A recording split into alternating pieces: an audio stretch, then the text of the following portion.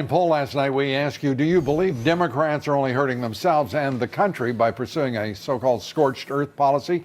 97% of you said yes.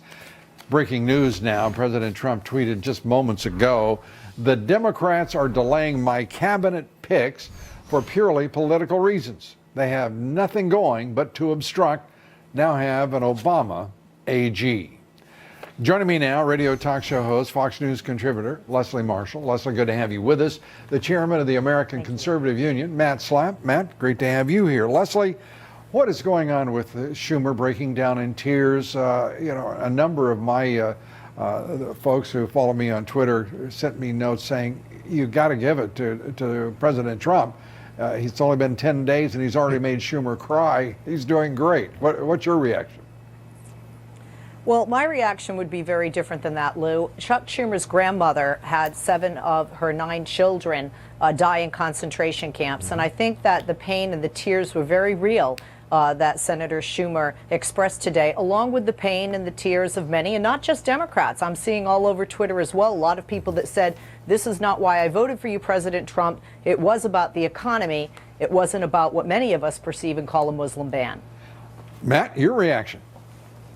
Yeah, it's interesting. There are 16 countries around the globe that don't allow anybody with an Israeli passport to come to their country. And we don't talk about this, the fact that there are all types of ways that countries punitively go after states like Israel and America and other great freedom-loving countries. And the fact is I don't consider this a Muslim ban because, as you know, Muslims aren't banned. It's a ban on terrorists and jihadists coming to America, and I think it makes common sense, and I think it's exactly what we need to do for our national security. Leslie, irrespective of your, our determination, and we disagree about his sincerity, Schumer doesn't have the votes in the Senate. Mitch McConnell has no other choice because of the obstructionism of the left in this, but to go nuclear and reduce the vote to 51. What's the point of his exercise here? Because he is going to be overwhelmed by simple math. Well, if you're talking about the nominations, if you're talking about even a nomination to the Supreme Court, which the president is going to announce tomorrow, that's one thing.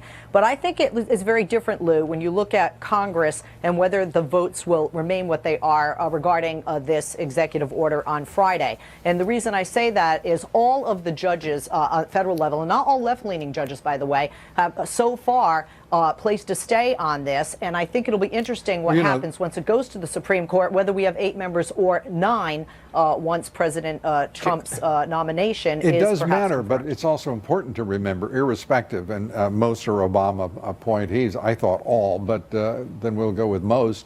Leslie, the reality is none of their orders go to the merits of the order itself. That's none right. None of their actions.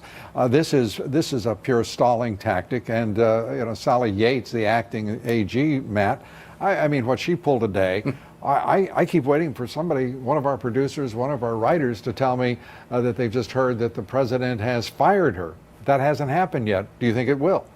Well, the problem with that, Lou, is who does he replace her with? There might be a lot of bad options over there until we get some more of these. Well, he could go through quite a few levels. He's as president. Yes, he could.